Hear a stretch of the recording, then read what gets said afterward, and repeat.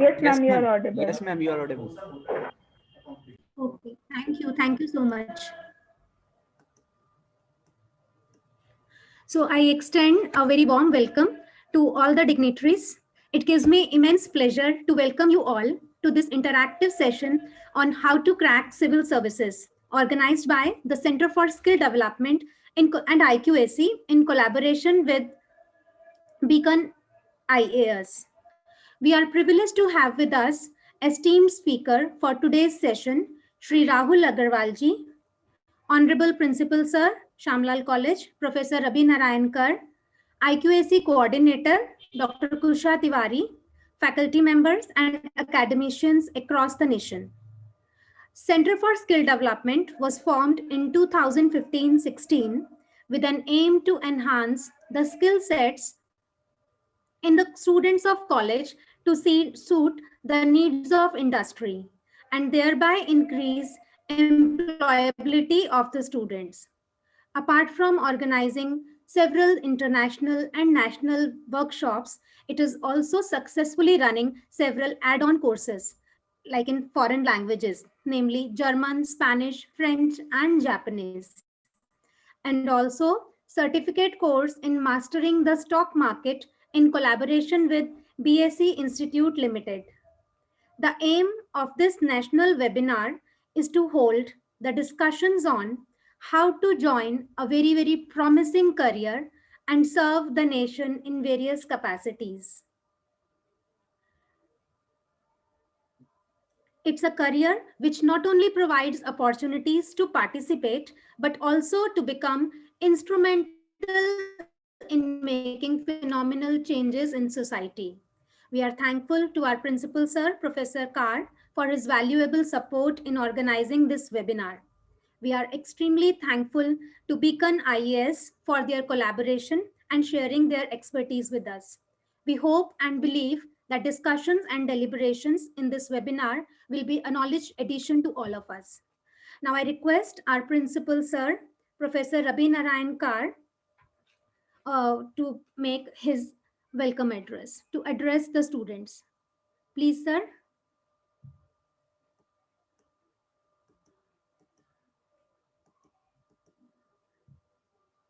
Yes, please. Sir, can you hear me? Yes, now I can hear you. Okay. Sir, please address, sir, we welcome you to this webinar. And now I request you please address the students and give your inspirational message to them. Thank you, Dr. Kavita. It's always, I take always pleasure in addressing my students. And I could see there are more than 240 students who have joined this webinar. So that shows the kind of interest they have in building a career in civil services. So with this, I won't take much time, but one thing I must congratulate the Center for Skill Development led by Dr. Kavita Arora and the IQAC led by Dr. Kusha Tiwari for organizing very, very productive and innovative things for the benefit of my students. And in that sync, we have thought of organizing a lot of career opportunity or career guidance workshop for the benefit of our students. Recently also, Dr. Gayatri, Madam, she has also organized one webinar for the benefit of students for how to prepare for civil services. In that sync, we have a plan of continuously engaging our students where they can have several career options in different fields. And this, as you know, civil services is the prime of things in the Indian society, whereas students, there is a dream or aspiration from everyone to join the civil services to serve the nation. That is the ultimate thing in everyone's dream. So how to realize that dream in that sync? You need to be not only put a lot of efforts, studies, or hard work. At the same time, things can be better organized with little bit of guidance. In that sync, we have got a very good partner in the form of Beacon IS Institute, who has also volunteered to help our students. And for that matter, I must congratulate Dr. Kavita Arora and the Beacon IS people for supporting our endeavors in this regard. And with these words, I must welcome the guest of today who is going to address and interact with you, Sri Rahul Agrawalji. I do hope that the interaction will be very, very productive, and that will also lead to realization of dreams of many of my students. And with these words, my blessings are always with you. And I hope all of you must put a lot of hard work in the form of your studies and organizing your momentum, everything towards the realization of this goal. So with these words, once again, I congratulate the Center for Skill Development and IQAC for coming out with programs like this. Wish you all the best. Thank you and welcome, Mr. Rahul Agrawal. Thank you. Thank you so much, sir, for your kind words, your blessings, and your much needed inspiration. Now we have also Dr. Kusha Tiwari, IQSC coordinator with us.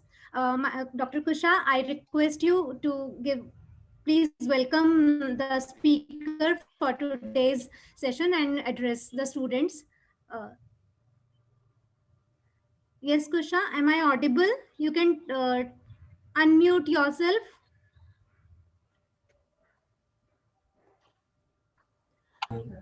Yeah, can you hear me now, Kavita? Yes. Okay. Yeah, you are audible. Yes. Yes. Good afternoon to everyone, all the participants, faculty members, and especially our guest and speaker for today, Mr. Rahul Agrawal. It's indeed a great step taken by Center for Skill Development and IQAC to organize this program, which is student centric, entirely student centric. And I know that a lot of students from our college and from our college, they aspire for civil services and UPSC. In fact, we have had a lot of alumni who have cleared UPSC services and exams. So this kind of a program will definitely offer them guidance as well as provide them with important tips as to how to crack civil services exams and interview. I must congratulate the entire CSD team as well as the entire IQAC team for organizing this program. All the students are going to be benefited by it because these kind of programs, I mean, not all students can actually go for coaching classes, and I know that there are coaching institutes that offer coaching for civil services in the entire NCR region as well as elsewhere. But it's not possible for everyone to be able to join those coaching centers. So these kind of guidance programs and events which are organized by the college, they are very, very important in helping those students who have the grit, the commitment, and the capabilities to reach that level and to be a civil servant and to serve the country. So we are trying very hard in our college to make their to make these paths easier for them to achieve, these ambitions easier for them to achieve. We'll try and organize such programs in future also. And all this has happened with the guidance and with the efforts of our principal, Professor Ravi Narayan Kar, because he constantly encourages students to aspire for great things.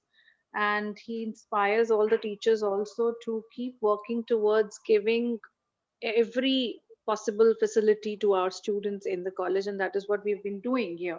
So thank you, Dr. Kavita, and I must thank wholeheartedly our principal for initiating such programs for our students. And also I must thank our speaker of the day, Mr. Rahul Agrawal. I'm sure that whatever tips and guidance he has to offer is going to help the students in the long way. Thank you. Thank you so much. Thanks a lot, Dr. Kusha. Thank you very much for your kind words. It's time for me to introduce you all with the profile of our speaker. Our speakers for today's session, Mr. Rahul Agarwalji, is taking care of Danix from 2012. He's BTech in Chemical Engineering from Delhi College of Engineering. Sir, without taking much of your time, I request you to please address the students and give your message. Uh, Thank you so much, ma'am. First of all, I would like to thank all the people who gave me an opportunity to actually come here and interact with so many students, especially Shamlal College and Beacon IAS, Dr. Ravi Narayankar, Dr. Kavita Arora, Dr. Kushi Tiwari, and all the other students and teachers who basically made this opportunity possible. So basically my journey has been a very diverse journey, from starting as an engineer, then doing my law from law college, and then actually going into civil services, and even in my current service, because it's an administrative service. So there's a lot of opportunity in terms of diversity. So today's session, I think there are a lot of questions that normally when each one of us think of civil services, there are a lot of questions that come to our mind. And so I'll try to, as a student, what my experience, my journey to crack civil services examination, I'll share those questions that came to my mind and what answers I could understand while going through this journey. So first of all, I think let's start with the why do we want to be an IAS? Actually, this is a very important question, because that is the beginning from where we actually develop the will and actually put in so much effort, resources, and so much at stake for personal, professional, social life. So why do we want to be an IAS? Uh, there are many students who asked us that is IAS such a good profession as in an Indian administrative service, or why is it better than any other profession? So my answer to this would be that if you excel in any profession, whether it's business, whether it's as a lawyer, doctor, or as a teacher, or any other profession, I think every profession is as good as Indian administrative service. There's no profession which is bad or good or bad in comparison. Every profession has its pros and cons. The thing is, what matters is how much you excel in a particular profession and how good you are. Firstly, this. Secondly, yes, there are some advantages in Indian administrative service which actually lure students to really work hard and get into this particular prestigious service. Like for example, I start with the what the good thing about the service. I think the best thing about the service is it gives you a lot of diversity in your career. You get to work in so many departments, so many places. It's a very dynamic service. So somehow you get to work in transport department, education department, sales tax, as a magistrate. Then you may be in healthcare as a secretary to some minister. Then you can go in deputation in the central government. So I mean, it's endless. The opportunities are endless in terms of, then you work at the ground level, you work at mid level and policy level. So the opportunity that you get to learn and experience is immense, which is unparalleled in this particular service in comparison to any other profession. That's one advantage that this profession has on any other profession. Secondly, I think the acceleration that it gives in your career. Normally in a business, like I'll just take an example. In business, maybe Mr. Ambani took 30 years or 40 years to reach a particular level where complete India knows him, that he's Mr. Ambani, and he's one of the most successful businessmen in India. Similarly, in other professions also, it might take almost 35 to 40 years or 30 years of successful career to actually reach to a level where people actually start recognize you or give you that kind of importance. This is one career which really accelerates that journey overnight. You clear one examination, you join as a district magistrate, and overnight there are the power and the importance and the opportunities and the resources at your disposal are immense, which is little difficult in any other profession. This acceleration in your career, which changes everything overnight, this is unique to this profession or this examination, if I say so. So another thing is, in terms of status, obviously a young man of a 25-year-old man or 27-year-old man who basically is responsible for the lives of almost 10 lakh people in a district, and influencing each and every aspect of their life in some way or the other, and can make huge difference to their overall aspirations. So this brings you so much importance in public life and the status that no other profession that give you at such a young age. So this is again one of the advantages that this particular career has, is acceleration, status at a very young age, responsibility to actually influence the lives of lakhs of people at a very young age.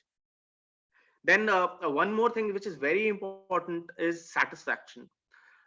You can get satisfaction in whatever you do. Maybe as a teacher, you might be very happy in making a very good student, a very successful student, molding his career, molding his life. As a doctor, you might be very satisfied in saving the life of a patient, maybe, or lakhs of people in your career. As a policeman and any other job also, there's a lot of opportunities for satisfaction where you're helping some poor or downtrodden and making really good difference to their lives. uh, IAS is also a similar kind of a service where you get a lot of opportunity to make difference to lakhs of people, lives of lakhs of people. So the only difference is that the scale that gives to an IAS officer is slightly more than in any other profession. uh, as a teacher or as a student, you have limited access to students, but when you become an officer, an IAS officer, the scale suddenly increases overnight, where you are responsible for at a very early stage of your career, you are responsible for lakhs and lakhs of people. And once you reach at the pinnacle, that is at the secretary level, maybe at the cabinet secretary level, then maybe you will be responsible for almost for 100 crore people. You're influencing the lives by changing the policies, and influencing the lives of hundreds, 100 crore, 150 crore. So that is again another very unique thing about this particular service, where the scale is immense in comparison to any other profession. And last but not the least, when it comes to personal life, in terms of stability, in terms of balance of life, so I think this is my personal opinion, that this service gives you an opportunity for a very balanced life, where suppose if you are you want to take a break, you can take a 2 year study break and you can go and do something which interests you. You can go abroad, you can study. If you want, you go in a field job, you can try to get a job in the secretariat in case you do not want a very hectic job in the field. So in that sense, it gives you times also. There are a lot of leaves that government gives you. So in for that, I think government is called as a model employer. So in that sense also, it gives you a lot of stability in life to actually pursue all your personal your aspirations, your hobbies, etc., meet new people, experience new places, etc. So that is one thing which I feel, that these all qualities make this service very unique and very good, and that's why lakhs and lakhs of people aspire to become an IAS officer. Next, I'll come to the point is what is required to crack this particular examination. Indian Civil Services exam is one of the toughest exam, not only in India but even in the world. I mean, it requires a really hard work to actually clear this examination, and it requires a lot of qualities and a lot of sacrifice on your part to actually clear this examination. uh, and there is a purpose also to why they make this examination so tough, and why they really test you to the core, is because the responsibility this particular job brings to your shoulder is immense, and it requires a very stable head which is able to take that much of pressure, and is able to take decisions in a very pressure situations. We have recently seen what happened just on 26th of January in Delhi, where there was rioting all over, and there was so much chaos all over Delhi. Now you can imagine being a deputy commissioner of police, standing on that particular moment, that you really have to take a decision on the spot what to do, whether you actually want to have lathi charge, or whether you want to back out, or you want to actually fire you want on someone, or you have to save your own life. There's so many things that you have to calculate in the just in small moment. It's such a big thing that you have to decide on the at the spot, and there's so much pressure on you that you need to be a person who has been used to such kind of pressure, and with a very stable head. So that is the reason why this examination has been made so difficult, that only the people who can bear, and they can tackle this pressure, and can actually put in so much hard work, they clear this examination, are given such responsibilities. So question comes, what is required to crack this particular examination? I think one of the most important thing that is required is the willpower. Until unless you have that particular will from your inside that I want to become this particular, I want to become an IAS officer, want to clear this examination, I think there's no point of actually trying for this examination. There are so many people who basically try for this particular examination for external reasons. Somebody says, my mom has told me that you want to become an IAS officer, my cousin has become an IAS officer, so I also want to become an IAS officer like him. Somebody has told me that if you become this IAS officer, you will get this. So, okay, fine, I'll become this. So I think the motivation of the will should be internal. Will is always internal. Actually, the motivation should be internal for this particular examination. So until unless you are so convinced from inside that I am ready to sacrifice, put in all my effort, I think the person should not try for this particular examination. Second thing is required is there's a lot of hard work required to clear this examination. It's a very long process. Almost the lucky ones, who are the lucky ones who clear this particular examination in one attempt, they also require at least 2.5 years to 3 years of continuous preparation of a lot of hours, physical and mental strain that you have to take. So that's the reason why I think a person needs to be ready to put in a lot of hard work in case you want to clear this particular examination or you attempt this particular examination. Third is what is required is perseverance. I think this particular examination tests your patience. Many students, what they do, they're very excited or very motivated in the beginning, and they really put in a lot of hard work in the first year. But as the time passes, and maybe after first failure or not, when they fail the first examination at any particular stage, they start losing that momentum, and they leave this preparation in between, or maybe they become very relaxed and say, okay, nahi ho raha, chhod do, or chalo ye karte hain, and they started to divert from their particular path or the preparation strategy. So it requires a lot of perseverance on your part to actually continue to motivate yourself, continue to convince yourself that it doesn't matter, I'll clear it one day. There can be setbacks on the journey, it doesn't matter, I'll back myself up, and I'll continue to pursue this till I become or till I achieve my particular goal. Fourth is discipline. I think sometimes we think that these are just high sounding words, but trust me, these are very, very important for this particular examination, to clear this examination. Discipline is required because during the journey, what I observed in the last in my 3 or 4 years of journey is that many of my friends or my colleague who could not clear this examination was because they lacked discipline. What they did was, I'd say that initially for the 6 months they were very sincere. They used to work for 10, 12 hours, 13 hours a day. They used to clear this you cover the courses, etc., in a very disciplined approach. But suddenly there used to be a break, and there is a movie. They went to a movie and they started.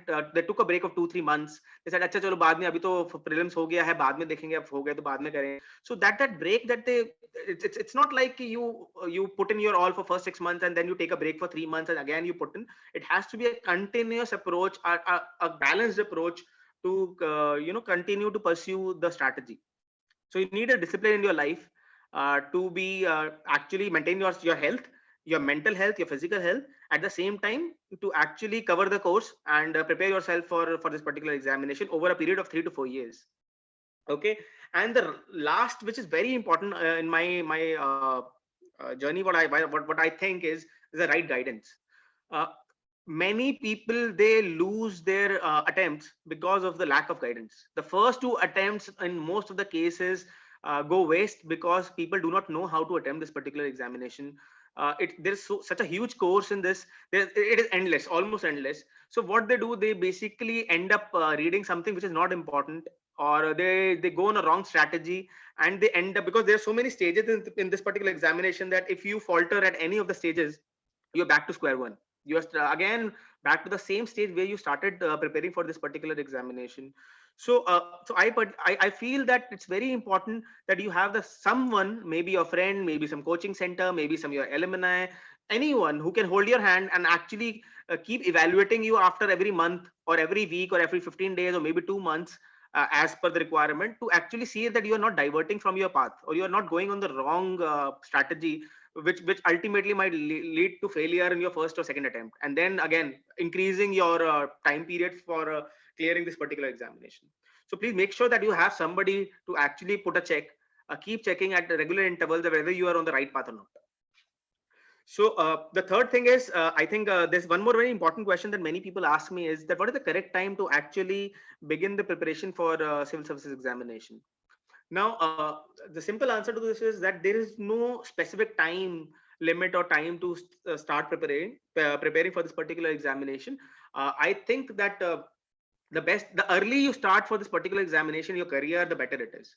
Why I'm saying this is that because the course is so huge and is so diverse that it irrespective of the time and effort you put in, you need at least 1.5 to 2 years of continuous hard work to actually reach to a level where your ability is at the threshold level of clearing this examination.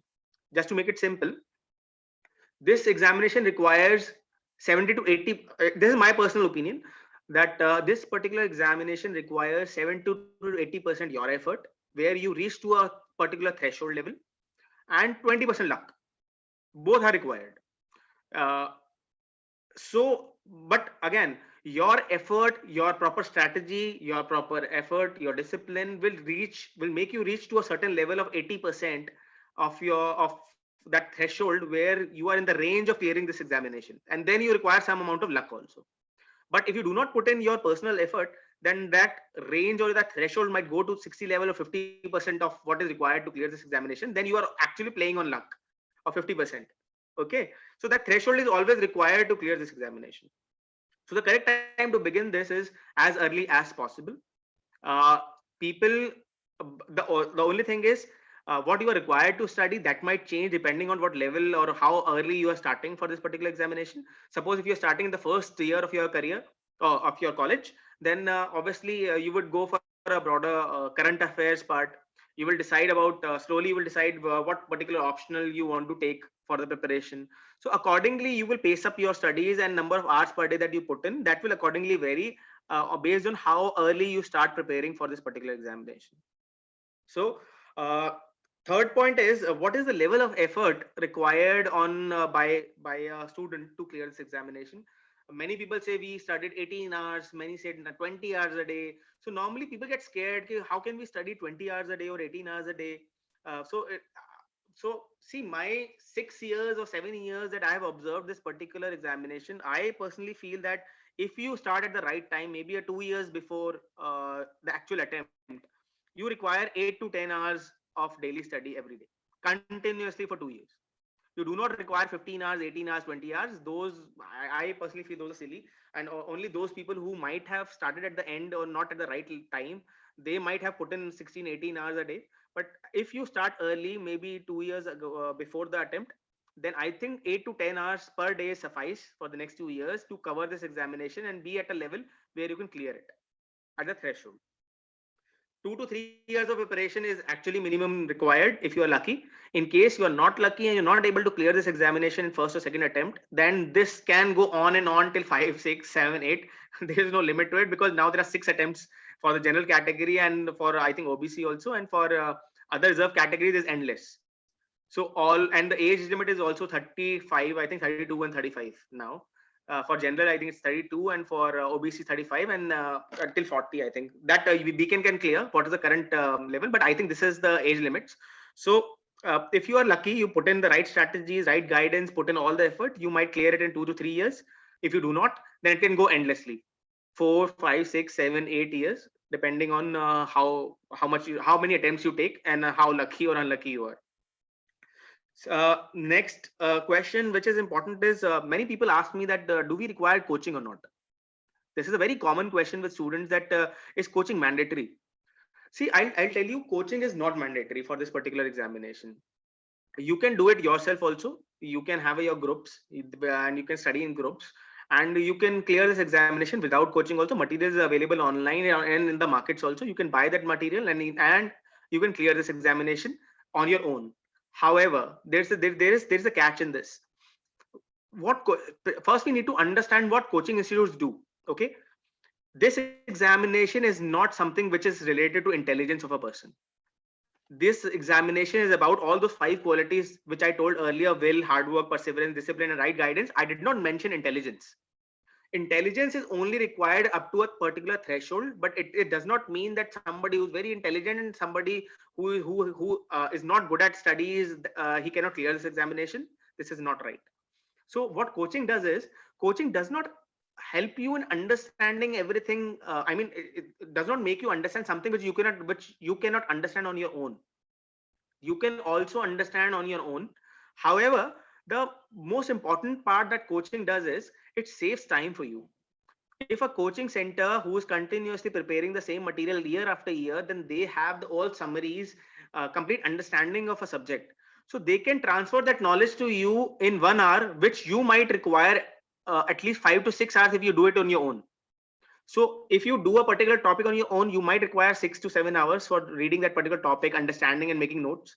If a coaching center takes a coaching class, they might transfer the same knowledge to you in 1 hour. So that is the only benefit of coaching center, that they will help you save time. And time is very important in this particular examination, because the course is endless. Even if you study for 8 to 10 hours, and if then also you need at least 2 years to clear this examination. So just imagine, in case you are not able to process the information in the 8 to 10 hours and you're taking 16 to 17 hours for the same amount of time, you might end up in 3 or 4 years to follow the preparation. So the only benefit for coaching centers is they would help you save your time. They will process the material and give it to you so that it makes easier for you. Another advantage is they can act as a check by giving you regular tests, so that you know that you're not diverting from your path, because this is very easy in this examination to divert from your path, which I have already discussed earlier. So you can get a regular check after a month or two by discussing with your teacher, by your colleagues, by people who are coming in coaching center, to realize whether you're doing right or not. And fourth is, when you sit in at home 2 years in a room on a table, you actually lose your mental stability at times, and you actually feeling very dull and very depressed at times. So coaching center is kind of a break which makes you get out of your house, go in public, interact with students around, maybe joke around sometimes, maybe understand what they are doing. So just to get a company of like-minded people. So it's a very good place to actually go and at least interact with other people and just to know what they are doing. So that is another advantage that coaching centers have. But again, coming to the main point, whether it's mandatory, no, it is not mandatory. You can clear this examination on your own if you have that kind of a confidence in yourself that yes, I can devote at least 8 to 10 hours regularly without anyone telling me, without anyone keeping a check on me for the next 2 years. If you can do that, fine, don't go for coaching centers. Otherwise, you can you should, my personal opinion is, because it's such an important examination and you're putting 5 years or 4 years of your prime time of your career, spending some money, if you can afford, please do it. There is no harm in that. If you get 10% advantage also on any other person, then this can make huge difference in your examination result, because one mark changes your rank by 10 ranks. Almost 1 mark less, you're out of the list. So it is such a competitive examination that 10% advantage of any kind can actually make a difference of whether you are in the top 100 or in the list, or you are not in the list. So my personal opinion is, if you can afford spending money, please take a coaching center or coaching classes. If you feel you have financial constraints, it is not mandatory to enroll yourself for a coaching center. You can always go online, find materials, buy material from the market, and you can do it on your own also. Okay. Then basically, let's come to what exactly is required as a coaching, or what material is required to actually study for this examination. See, this particular examination has 3 stages. One is a preliminary test, which is a aptitude test, CSAT basically, plus a general knowledge test basically. Then it is a objective test. After you clear that particular objective test, there is a mains examination where there are almost 8 to 9 exams, where you have to write an optional subject also. At the same time, there are 4 general knowledge tests also, 1, 2, 3, and 4. And then there are essay writing, and there are 2 languages, English or Hindi, and any other regional language, which are qualifying papers. So ultimately, you have to write almost 8 to 9 exams, subjective examinations, where the word might be approximately 4,000 to 5,000 words per examination. Okay, that's the approx that you need to write in a particular exam. And the third stage is, after you write your mains examination, all the 8 or 9 exams that you will give in mains round, their marks would be added up, and those people who qualify in the first, I think first 2,000, 3,000 people who come in the mains examination, they are called for the interview test. And in the interview stage, you have to appear before an interview board where there are 5 people, a very learned people, very senior people who are there, with a very diverse constituency, where there might be somebody from bureaucracy, somebody might be as a psychologist, some teacher, some professor, from very senior professor, some scientist, some social worker. There might be so many people sitting on those 5 people who would be taking your interview. The marks of your interview would be added up to the mains examination, and finally a select list would be announced by UPSC. Those people who are there in the first, I think 1,700 people, top 700 people are in the list, and as per your ranks, you would be allotted the services. There are almost 24 or 25 services which were there in the civil service examination. However, it has changed recently. I think Railway Board has changed their examination. I'm not aware of that because it's been 6-7 years since I have attempted civil service examination. So I think Beacon IIS might help you in knowing the pattern, what exactly is the current pattern and what is the current situation of the examinations. So basically, first thing is people who are in the first year of college, or even after that, you need to read at least 2 newspapers every day. That is very important because aptitude or general knowledge is something which is very important in this particular examination, and it is a core of this particular examination. You need to have a very good general knowledge base to actually write in any of the exams, mains exams or the objective exams, or in the interview also. So you need to have a very diverse knowledge, which requires at least 2 to 3 years of sincere effort on your part to actually build up, read newspapers, read magazines, go on internet, see the government policies, go on government sites. You need to know what are the government policies, what are government programs, Swachh Bharat Abhiyan, Made in India, Beti Bachao, Beti Padhao Abhiyan, etc., etc. What are the government policy? What are the benefits? How it is effective on the ground? What is required to be done? What are the pros? What are the cons? What exactly you can suggest to improve those particular schemes of the government? Then you need to know about the world geography, world history, world polity, all the revolutions, etc., etc. There is no limit to it. Everything and anything in the world can be asked from you.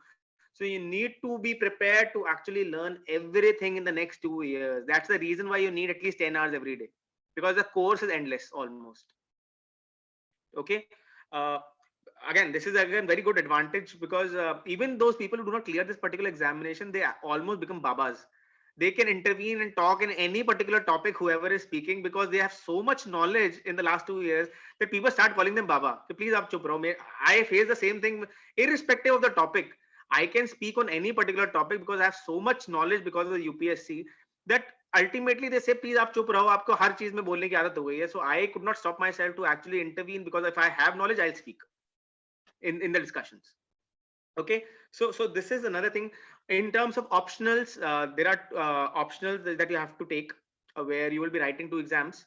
Optionals, it's a very different ball game. There are a lot of subjects which are available to take as options, and it's slightly different.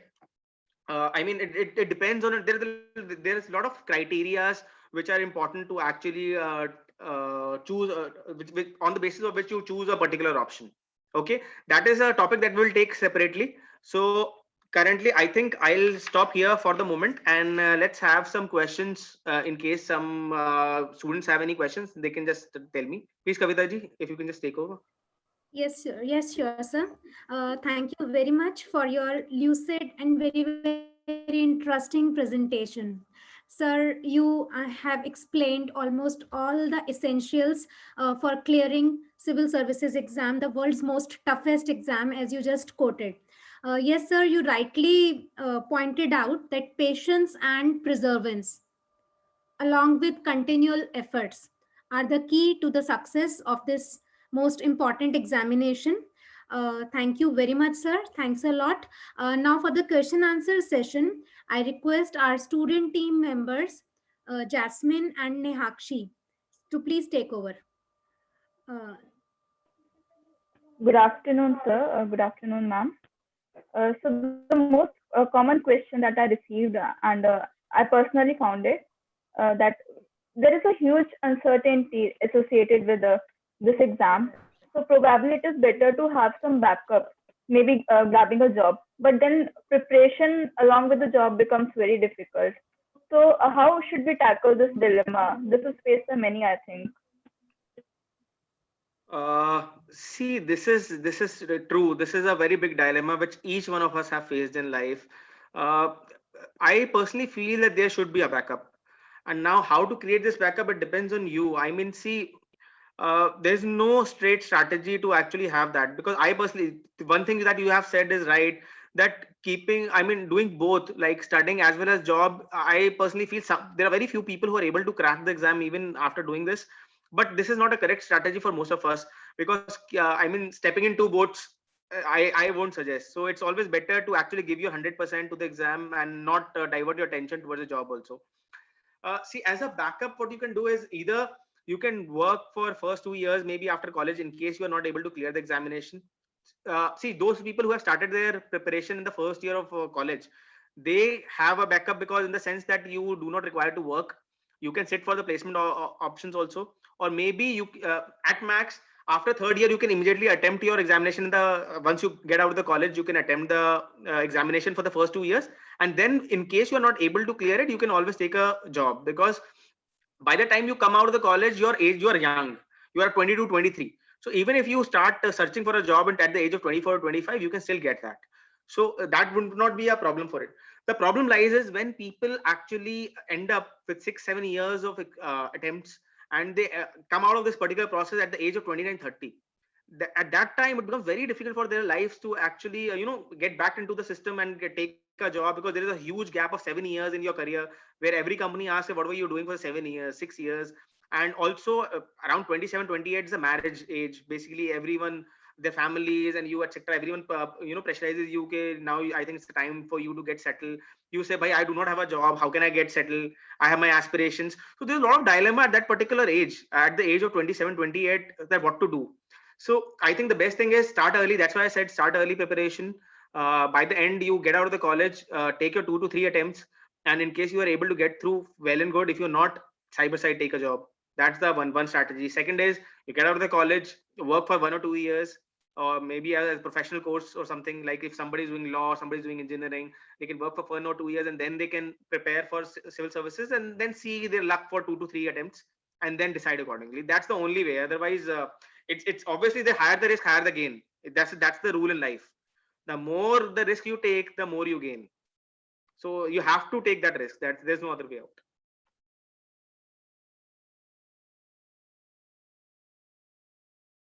Yeah. Thank you, sir. Next question will be addressed by Jasmine. Good afternoon, sir. There is a participant in the chat box who is asking how to manage time along with the college studies.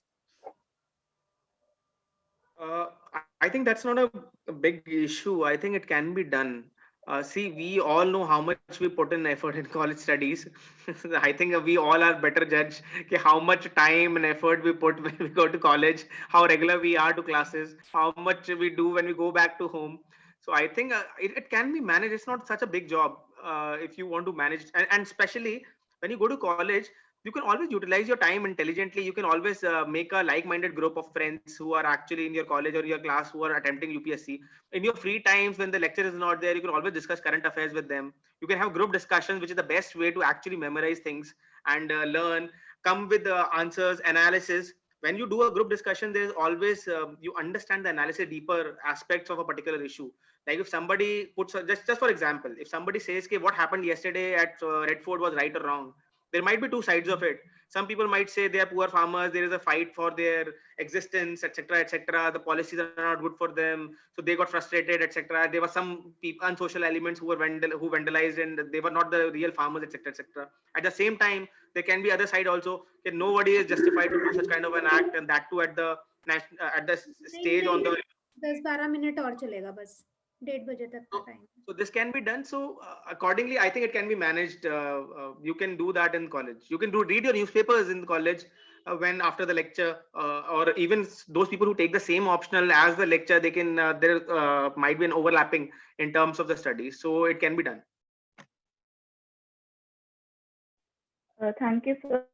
So next, a very common question is that I personally have seen many students, they graduate in a particular subject but take anthropology or sociology as an optional. So, how should we select our optional papers? See, I'll tell you, that's why I said at that particular time that choosing an optional has different criterias. It's never that if I'm pursuing a degree in college, I'll take the same optional, because there are a lot of dynamics while choosing an option in UPSC. Some optionals are very difficult in UPSC, which seem to be easy at the college level, but when you attempt for UPSC, uh, it's a different game altogether. You need to actually get into the basics, as well as a very high level of analysis of each and every application aspect of each and every theory, each and every aspect concept of a particular optional. So sometimes some subjects are very difficult to crack. So I'll suggest that don't choose your option on the basis of what subject you have taken at the level of college, because those are completely different ball games. At the college, it's more about it's less of application and more about ratification, if I tell a reality. In UPSC, it is more about application, applying the same concepts at different, and it's very you have to build your answer on the spot. You cannot mug at answer somewhere in the from some kunji or etc. and come and just write down that particular answer in the exam. You have to, there would be very tricky questions where you need to have a complete understanding of the concept, and you have to apply them to the present situation, and also intermix and interdisciplinary answers of various geography, history, polity. You have to combine all of them and write in an answer, then only you will get marks. So I think when the stage would come to choose an option, I think Beacon would help you out in understanding which options are easier, and which are basically which options you can take depending on your background. It can be different for everyone. It's not same. So let that happen, and you can always contact Beacon IS. They can at least help you in that also. It's not necessary that you need to join Beacon only to get the basic understanding and help from them. They are very helpful in that sense. Even if you do not join them, they will help you in choosing your option. Don't worry.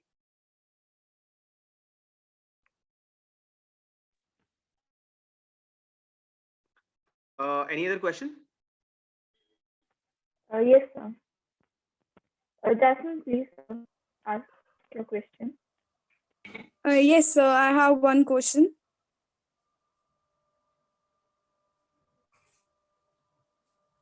I think there is some Ask network a issue very at your direct. end. So should we limit ourselves to limited resources or focus more on wide reading? See, it cannot be limited reading. It has to be wide. Okay. What again? Wide in the what sense? It depends on the topic. Suppose there's a small topic, maybe farmer policies. Suppose because it's a hot topic, so I'm just taking that. Suppose farmer policies.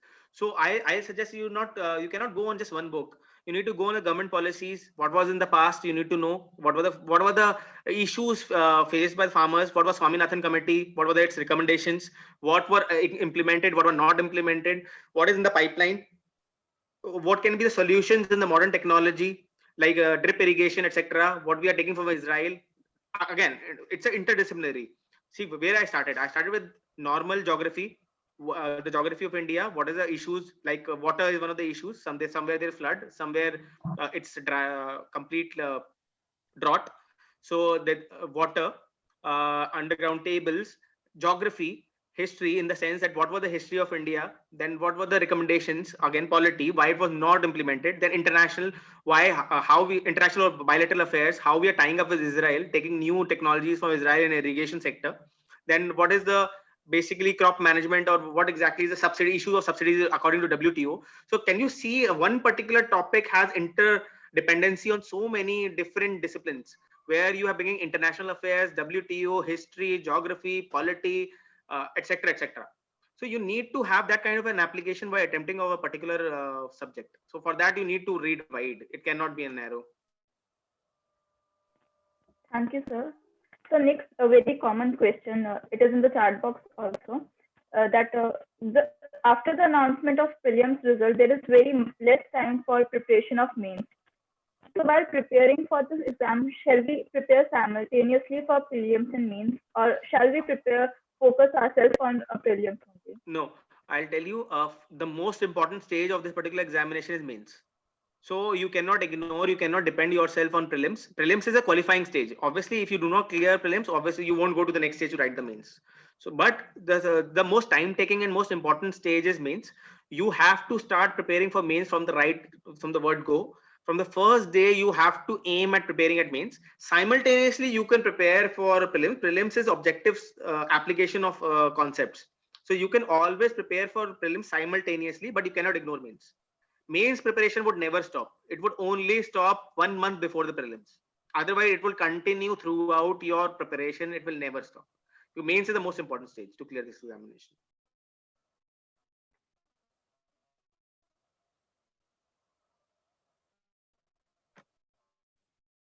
Yeah, any other question, please? Yes, sir. Sir, I have heard from a lot of people that current makes a huge part of the syllabus. So can we just, believing the statement, can we just say that we can guess some of the questions? Like in this prelims paper, we had so much from agriculture because of maybe agricultural laws coming forward. So can we do some guesswork for this paper? See, obviously you have to do guesswork. No one can actually prepare for all the questions which are there in examination. Normally what we do is we use intelligent guessworks. So first thing is you need to, again, it's like suppose there are 100 questions. I'm taking an example. Suppose 100 questions. Out of 100 to qualify this examination, you might require 60 or 70 correct answers. Again, taking in hypothetical situation, not the actual. Out of the 60, now you might be knowing out of the 100 total questions, you would be knowing around 30 for sure. So that too you will be able to clear 30, 35. Now the rest 25 that you require to clear the examination, you need to have intelligent guesses. You need to eliminate out of the 4 options that would be given to you. You know that third and fourth option are not there at all. So now the final choice is between 1 and 2 where you have a doubt. So there you have to do some amount of guesswork and leave it on luck. But obviously the more you prepare, the better your preparation, the lesser part of luck comes into play. So if you are well prepared, you might know around 50 questions as 100% sure. Then you need to guess only 15 or 10 or 15 questions. But if you're not very well prepared, you might know only 30, 35 questions and you have to guess around 25, 30. So guesswork is always there. Okay, thank you, sir. One question from Himanshu. He's asking that for current affairs, how much time should we devote to it? Like 1 year current affairs? Current affair would remain throughout again. Current affairs would not stop. Current affairs something which is important in whether you, even when you are preparing for optionals, you need to know current affairs. Because suppose, again, I am telling you, somebody takes a sociology, suppose as a subject. The question would not be what is the what is only about sociological theories. They will use, say, apply the concepts of Marx, Karl Marx and Weber in the farmer protest in India. In the paper 2, they will ask you to apply Karl Marx theory to the farmer protest. So ultimately, you need to know the current affairs and need to apply the concepts which you have learned in the paper 1 of a particular optional, and you need to apply them to the current affairs. So you need to know the current affairs also to write the optionals. Okay. Any other question? Thank you so much. Thanks a lot, sir, for answering all the queries of our students. The session itself was very, very meaningful. You have already taken most frequently asked questions during your lecture itself. So thank you so much. Before making a formal vote of thanks, I would like everyone to please turn on their videos so that we can have a group photo as a remembrance. Please, everyone, turn on your, first of all, I would like to request the team members. Yes, CSG team members, please turn up the photos first. Cameras.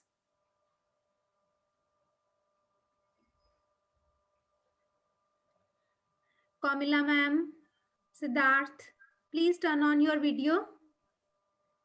Yes, everyone. Everyone, yes, you can switch on the videos. We can have a good photograph, group photograph, and we will share it with you.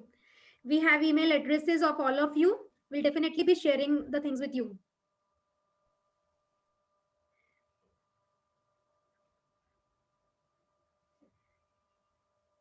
It's nice.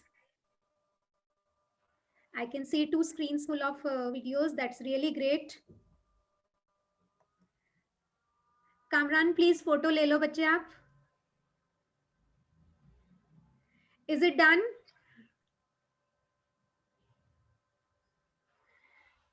Yes, ma'am. We have taken pictures. Thank you everyone. Thanks a lot, Mr. Rahul. Thank you for sparing your valuable time with us. I know you have to postpone a meeting, especially for us. Thank you very much for Thank sparing you, ma'am. Thank you. your knowledge and practical things with us.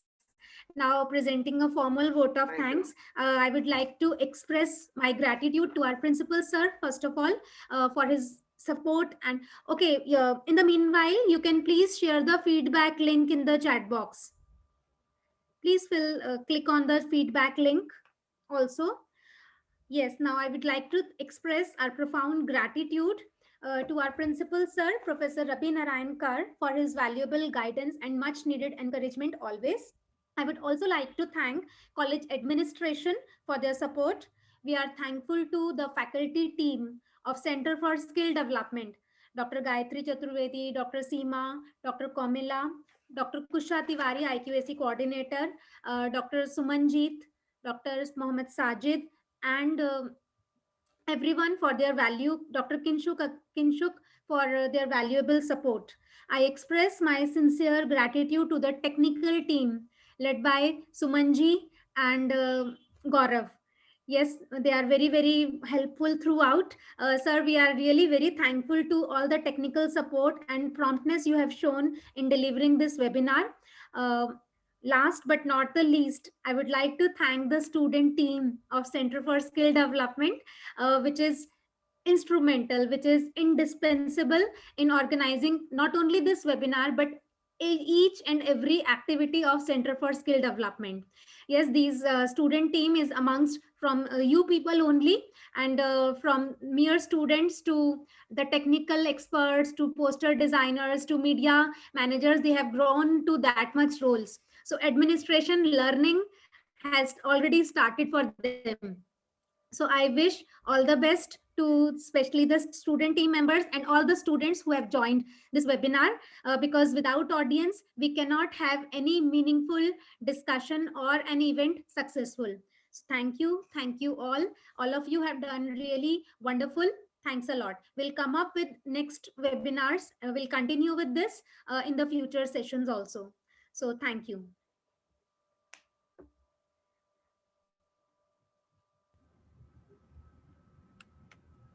Okay ma'am. Okay बेटा, एक student team की अलग से हो गई photo. गौरव, अब आप leave करा सकते हैं, लीव करा ले. फोटो हो गई हमारी नेहाक्षी. मैम ग्रुप फोटो हुई है, स्टूडेंट टीम की नहीं हुई है. चलो, स्टूडेंट टीम तो यहाँ पर है. प्लीज एक स्टूडेंट टीम की हम फोटो ले लेते हैं. Please student team, turn on your video. We don't have Bharat with us today. Mehak also I cannot see. And Mehak. Bharat and Mehak are not. And they are having an exam today. Okay, so our best wishes to them.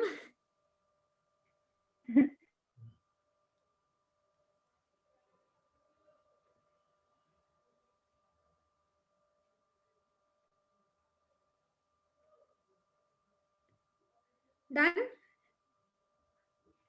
Okay, okay. So thank you all. हम लोग अपनी series को continue रखेंगे. बच्चे, आप सब हमारी websites पर अपडेट्स के लिए क्लिक कर सकते हैं. सेंटर फॉर स्किल डेवलपमेंट का फेसबुक पेज भी है, इंस्टा पेज भी है, ट्विटर पेज भी जल्दी बनने वाला है. श्यामलाल कॉलेज की वेबसाइट को भी आप जरूर लाइक एंड सपोर्ट करें. Facebook page, Twitter page, all they will keep you updated about what is happening in the college and our centre and all other centers of the college also. So thank you all. Now, bye bye, goodbye to all of you. Okay ma'am, thank you.